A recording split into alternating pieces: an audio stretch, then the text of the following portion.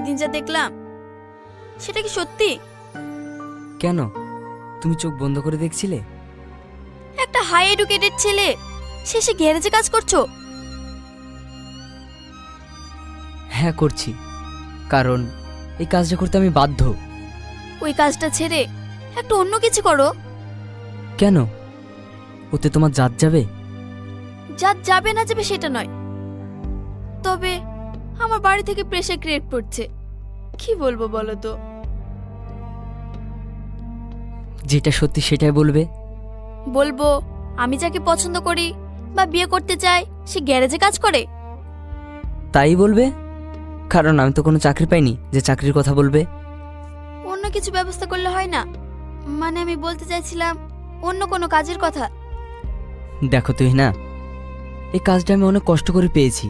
এই কাজটা ছেড়ে যদি নতুন কোনো কাজ না পাই তখন? দেখো, আমাকে 1 মাসের সময় দিয়েছে। এই 1 মাসের মধ্যে তুমি একটা বড় কিছু করার চেষ্টা করো।